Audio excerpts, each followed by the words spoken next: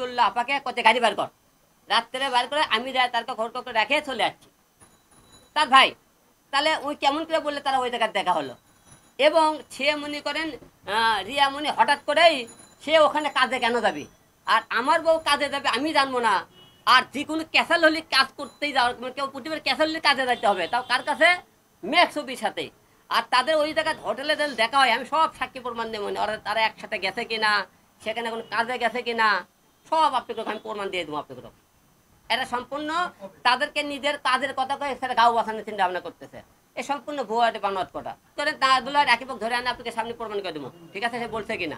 এবং তারা যে একসাথে গেছে আরো কিছু প্রমাণ আছে। তারা বিমানে গেছে, আসছে বিমানে গেছে গাড়িতে, এবং নেওয়ার পরে ওর এক বন্ধু ছিল, সে বন্ধু হুন্ডো লেগেছে, ওর আর এক বন্ধু হুন্ডো লেগেছিল, বুঝছেন, হুন্ডোলো গেছে, কিন্তু ওরা হুন্ডোলে চলা গেছে কিন্তু এক বন্ধু, সেই বন্ধুকে আমি আপনাকে সামনে ধরে আনলাম।